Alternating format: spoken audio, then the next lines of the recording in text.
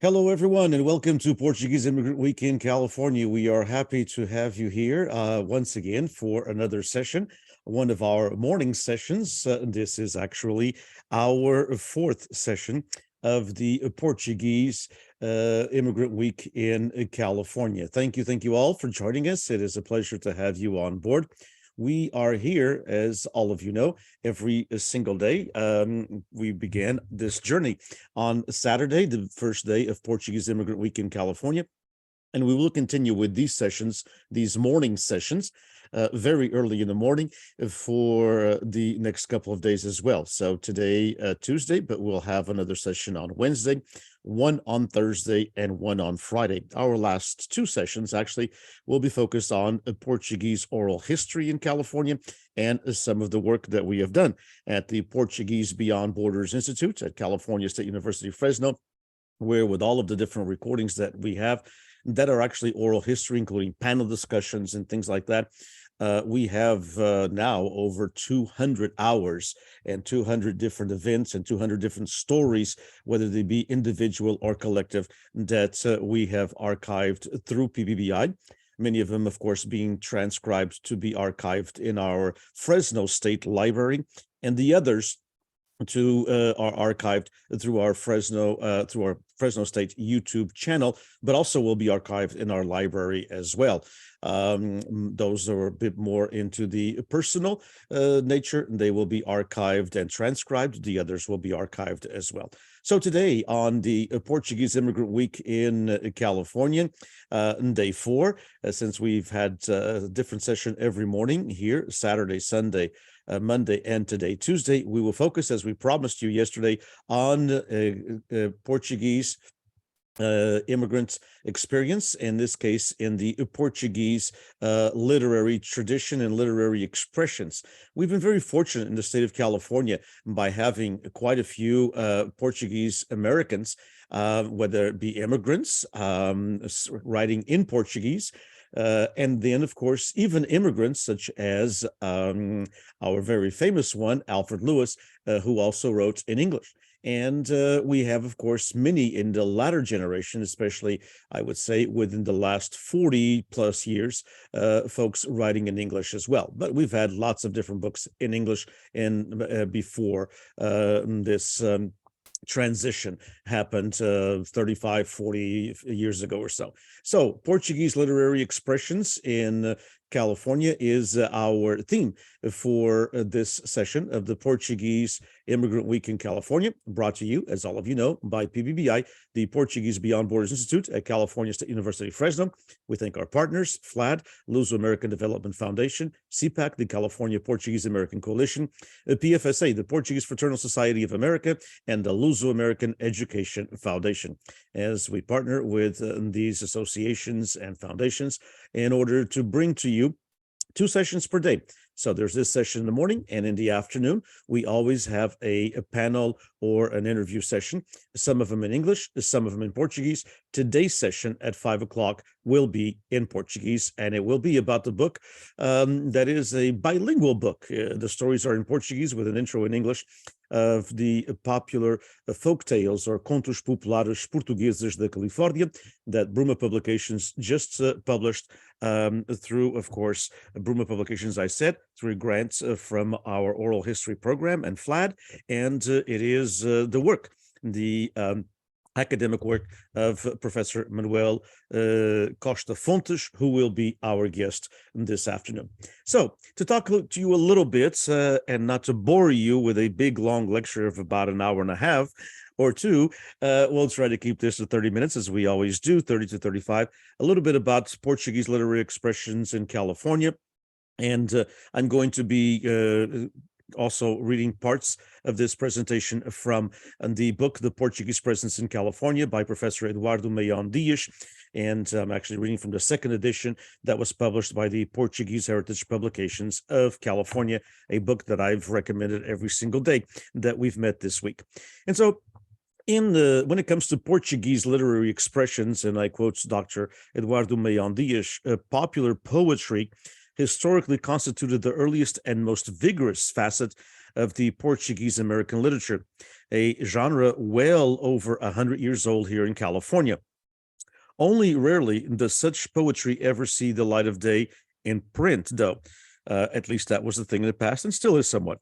Typically, when it appears either in the characteristic Cordell literature, the popular chapbook poetry, literary string poetry, because the booklets are traditionally sold by street vendors who hang them from a length of twine for display purposes, or on the pages of newspapers serving Portuguese immigrants. And the Portuguese newspapers, of course, publish poetry, not as much as they used to, but years ago, as I mentioned yesterday in our session about the Portuguese media in California, that was the way a lot of the poets and a lot of the writers saw their works have the light of day, was through the Portuguese newspapers. But in the majority of cases, it found written down on loose sheets of paper and in manuscript notebooks, frequently packed away in homes of people of a certain age. Much of it assumes an autobiographical character, reflecting with greater or lesser drama the shock of acculturation or lack thereof. Significantly, poetry is almost without exception the genre of choice for relating this experience. Its authors, hailing for the most part from the rural Azorian environment and lacking formal education beyond the elementary school level, arrived in California with the weight of a long, solid oral tradition behind them, though lacking facility in the written language. Poetry is nevertheless found in each moment of their collective memory. Verses recalled from elementary school books, songs learned in childhood, the example of their island Cantoria ao Desafio, a traditional singing competition where soloists improvise the best verses on a selected topic, that continues to be heard in the Portuguese diaspora here in California during our festivals and other special occasions here throughout our state. Inevitably, these poetic outputs are highly defective in technical or linguistic correctness. Nonetheless, this deficiency is overcome by the magnificent degree of expressiveness they convey and their sociological value as testimonial literature. In this respect, they strongly resemble the popular novel, even down to sharing strong similarities in tone and form, dramatic and sensational wording, appeal to the listener's attention, opening in a mid-story verses of 7 syllables, an assonant or a consonant rhyming on an A. In some way, to the extent they may display a certain appetite for the narration of uncommon events, conducive to a ready reception by the common listener. They also verge on the romance de cego genre, sung by blind medieval troubadours.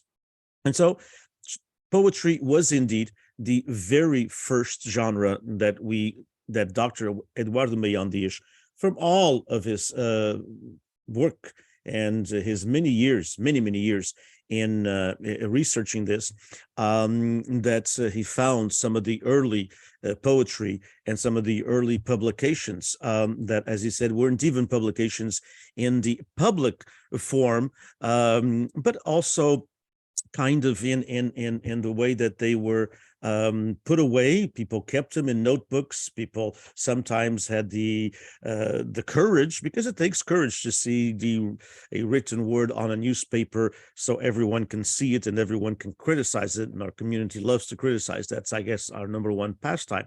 And so usually by people who don't have the courage to do so. And so these folks, and their poetry, it wasn't an easy transition from what they liked to do and what they did, talking about their life experiences in verse and putting them away in a drawer somewhere in their home, and then transitioning to seeing that out there for people to read. Let me just share with you one of the first verses, and I'll say it in Portuguese, and then it's been translated to English. The book, The Portuguese Presence in California, was translated by Catherine Baker, along with a couple of other people, Dr. Bobby Chamberlain, the late Dr. Bobby Chamberlain, and I assisted, but very little. They did most of the work. I have to give him all the credit. My participation was limited. But this is one of the early verses that Dr. Mayon Dias put forth in the book, to talk about, traditionally, the immigrant talked about his or her life journey.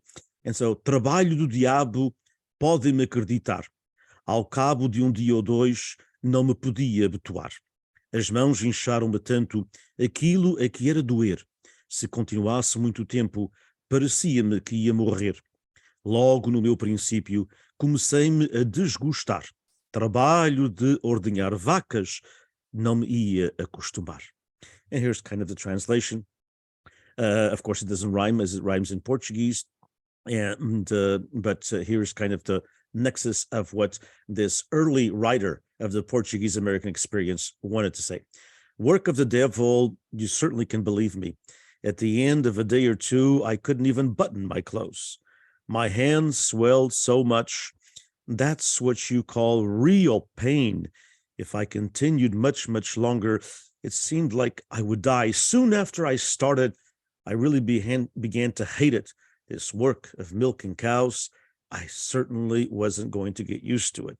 And so, talking about basically the life that one had to live when one came from a different country, because most Portuguese Americans that came over had to go into early sheep herding and, of course, working in the various services. But then the dairy industry occupied those who may have never had a dairy experience in the Azores, because not everybody was a farmer. Some people were fishermen. Some people worked in other services as well. And so also there's the aspect of talking about modern life and when it comes to some of the labor's harshness. But the complaints also persist. And here's another one. De noite ele foi trabalhar, eu para outra cozinha. Para a vida se ganhar, tive que dormir sozinha. Ao romper da madrugada, eu saio para ganhar o dia. Ele, quando chega à morada, já não vê sua Maria. Que vida descontrolada, que dá vontade de rir. A cama sempre escangalhada, que está sempre a dormir. And this you'll hear in English talking about life now from a different perspective. This was a later immigrant. They both came over, husband and wife, and this is more of an urban setting. So they both had to work. Traditionally, a lot in the dairy industry, the woman did not work, but in this case, they were both actually working at a senior citizen's home in a kitchen, but at different times, because somebody had to be home to take care of the children and to take care of everything else. So at night he went to work. I went to another kitchen. To earn a living, I had to sleep alone. At the break of day, I go out to earn a day's pay. When he arrives home, he no longer sees his Maria. What an out of control life that makes me want to laugh. The bed is always unmade because one of us is always sleeping. And so a lot of different aspects that deal with the everyday life of the immigrant. That's what this early literary expression in California had, and its richness for our history. Some of it is put in books. People published their own self-publishing books. Some of it did not, and we would love at PBBI, at the Portuguese Beyond Borders Institute, to collect all of these. So if you have these verses, these writings that were passed down to you, or did you inherit it, whether you wanted it or not, from a parent, a grandparent, or a great-grandparent, we'd love to begin this process of collecting all this great work. And some of the pictures that you're seeing are basically no special reason. I mean, the reason that we would like you to read these books, but it's not to have to put some kind of a classification on writers. This writer's on and this writer's not on. All of them are very, very important to our Portuguese American experience. And these are indeed all literary expressions of the Portuguese in California. So, of course, the book, The Portuguese Presence in California, that I'm reading from, parts of this presentation, and The Portuguese in California, which was by history teacher August Vaz, Catherine Vaz's, who everyone probably in the Portuguese American community knows, one of our famous writers. And Catherine's dad, August Vaz, wrote this wonderful book that was sponsored by the IDES and called The Portuguese in California. It is a wonderful book. It's out of print. Hopefully one day it'll be back in print with some additions to it as well. And so now we'll talk a little bit about some of the first writings were obviously in Portuguese. And these are writings from not just from now. These are pretty contemporary writers here. You know who they are. Some of you who follow the Portuguese American press and follow the Portuguese American literary scene. These are two well-known names. But in early times, we have writings from Arthur Avila and his wife, Celeste Avila, better known as Rosinha. They published two wonderful books that are also out of print, and that would be wonderful to reprint as a historical document of what was being written in Portuguese in the 1920s and 30s and 40s. And even before that, there's some other writings as well. But usually, as you saw or as you heard by what I just, the verses I read, a lot of it has been poetry, some has been prose, and a lot of it around the themes of immigration. And of course, most of it in these early times, and even somewhat up until today, the immigrant writes in the language that he or she feels best adapted to it. So I believe that there is a wealth of writings that are only in Portuguese, and some of these may be. Some of the writers actually do know English, and they could work on that themselves. But some of these need to be maybe in an anthology, in a collected anthology of the Portuguese presence in California, where we have them in English. So the younger generation, I think we need to be cognizant of that. If we want to reach the younger generation, even those who can speak Portuguese, and we are thankful that they do, at least I am very, very thankful when a son or a daughter of an immigrant, when a grandson or a granddaughter of an immigrant can speak Portuguese, can understand the language, or even, we have very few cases, but a few, great-grandson or great-granddaughter of an immigrant can speak Portuguese, can carry a conversation in Portuguese. I'm very, very grateful. And I think we as a community should be all very, very grateful. However, the truth that we must face, the music that we must face, the so-called, as a friend of mine likes to call, the Jesus moment, is that the majority of the community, especially the younger generations, those in their 20s, 30s, and 40s, the great majority aren't able to read a literary text or even a journalistic text in Portuguese and understand it completely. So it would be it would be a wonderful project maybe to launch in Portuguese Immigrant Week in California in 2024, an anthology that shows these different writings throughout times. Some of these early ones may be bilingual and the others all in English, because obviously if you have 70 or 80 or 90 writers, and there are that many, it would be almost impossible to have a bilingual. It would be like a 850 or 900 page book.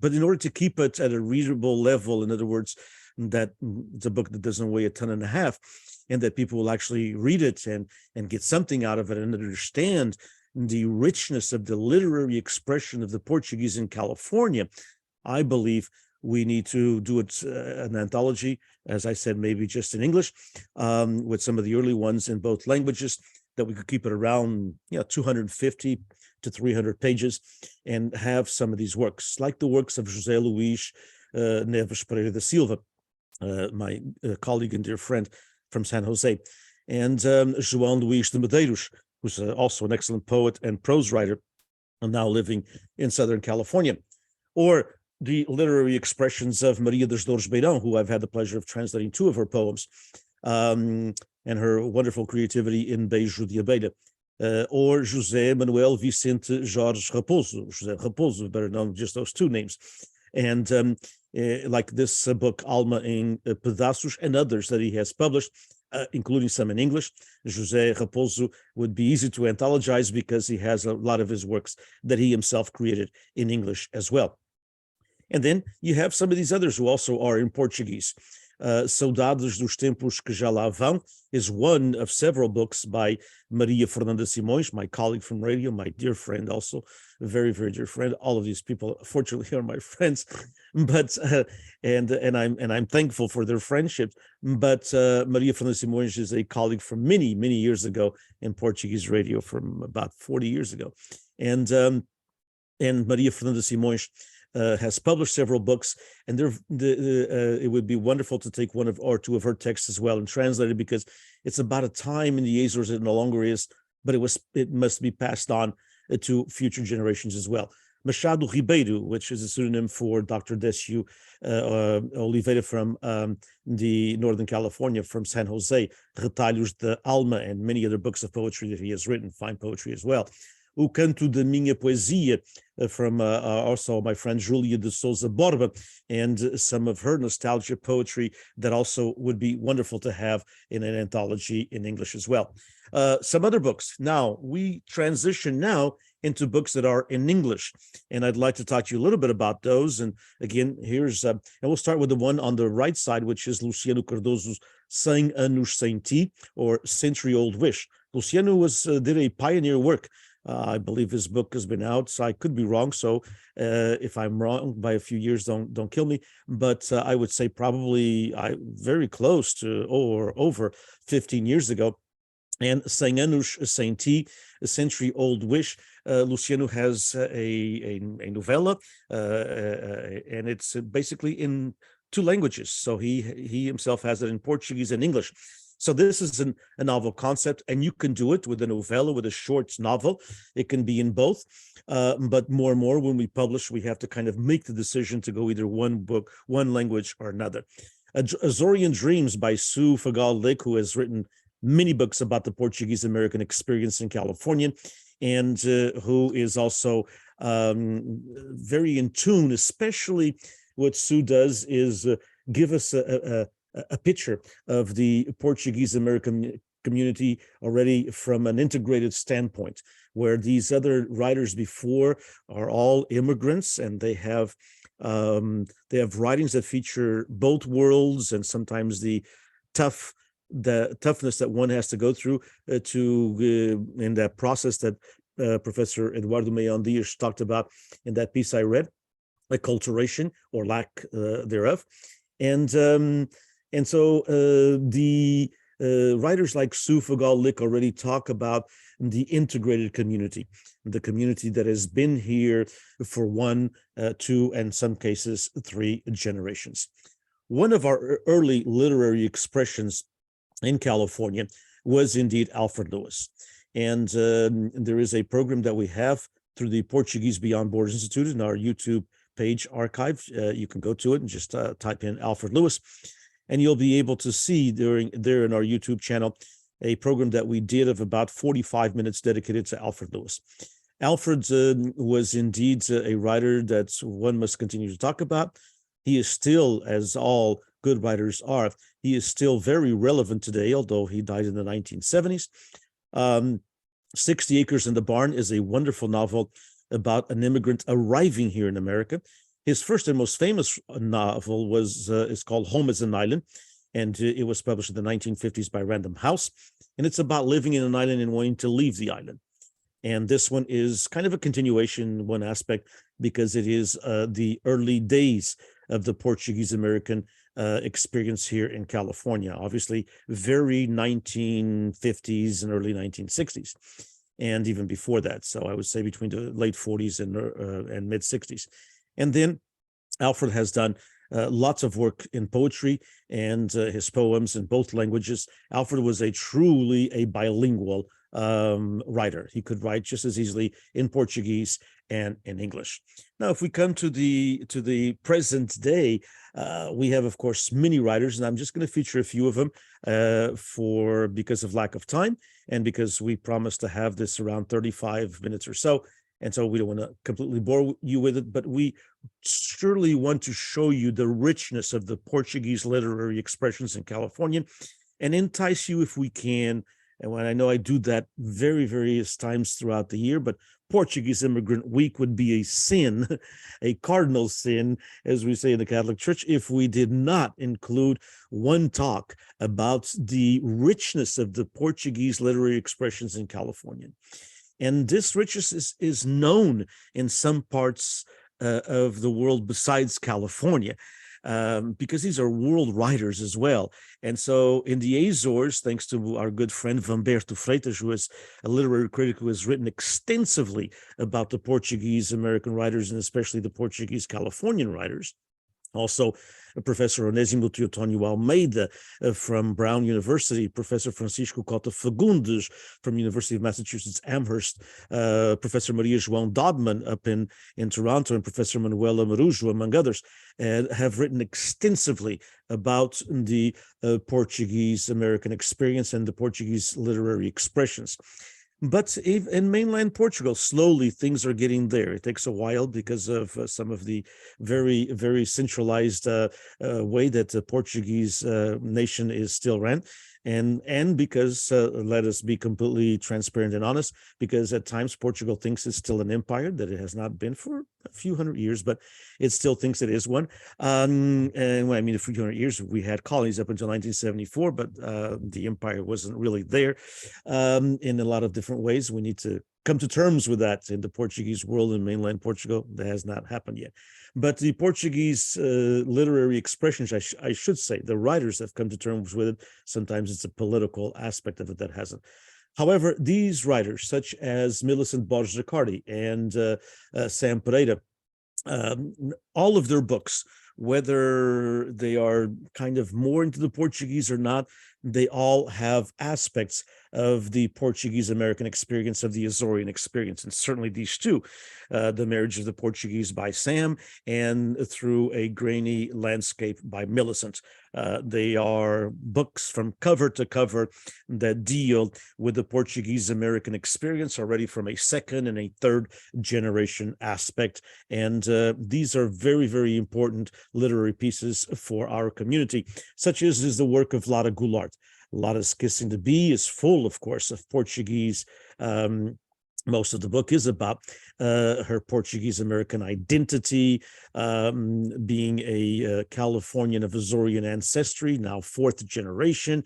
And then, of course, her Fourth World Woman is a different book, a wonderful book to get as we are commemorating, of course, International Women's Day on the 8th and Women's History in the United States, the month for Women's History in the United States, which is March. And also in that book, there are some traces of those strong women that were parts of Lara's identity and of her literary creativity as well.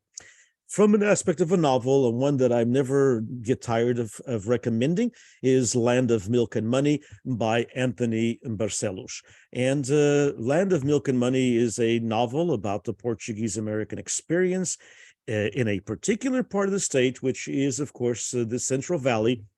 But this story could be of any Portuguese American community in any part of the state, especially in the part of the state when it comes to like the 1960s, 50s, 60s, and 70s, because as I mentioned before, there were dairies in the 1950s and early part of the 60s, and even later on in the Artesia area, and up until the 1970s and 80s in Chino and beyond. And so these experiences of life and of all the intricacies and yes, the gossip and of course the day-to-day quotidian living of the Portuguese American experience. This was based out of Tulare County, but could be any county, certainly in the San Joaquin Valley, and even any county in Southern California. And I would venture to say also in Northern California, in the East Bay, where in the early part of the 1900s, there were, of course, as you all know, lots of dairies as well. And so the Portuguese literary experience is full of these wonderful writers that continue today. We have some young folks For example, through our creative writing program at Fresno State, we have had quite a few graduates that are of Portuguese background. We have a young lady in the program right now that is a part of that as well. And we have, of course, many others in different parts of the state. So it is really important that these stories continue. There's a lot of other books that I didn't mention. For example, in Portuguese, the book A Banda Nova e Outras Histórias by Pico native Manuel Ferreira Duarte that appeared in 1991. A little over 30 years ago. There's, of course, Lawrence Oliver's, or Lourenço Oliveira's, his original name, the book, a memoir, published in 1972, over 50 years ago, Never Backward, which is a wonderful book. There is the book by Urbino Sampaio, also late Urbino Sampaio, who collaborated immensely in the first few years of the Portuguese Tribune, like the first 10 to 12 years of the Tribuna Portuguesa, Portuguese Tribune. And he has a wonderful book called América Segundo São Lucas that also published in Portuguese.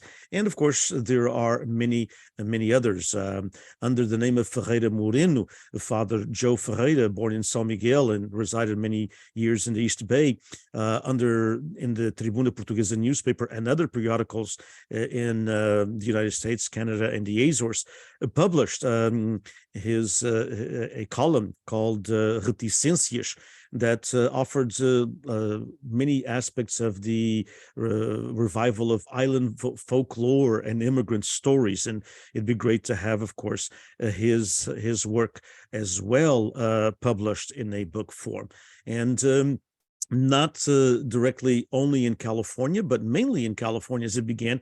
Another book that we highly recommend is Hard Knocks, an Azorian American Odyssey, which was the autobiographical story by Professor Francisco Cota Fagundes, a lot of it happening here in California. And to end, these two books that we also recommend as part of the Portuguese literary expression in California, not by writers from here, but who know and who, especially Alamo Oliveira, who has all of his family in America, whether it be in the United States or Canada. Alamo wrote the book I No Longer Like Chocolates, in Portuguese, Já Não Gosto de Chocolates.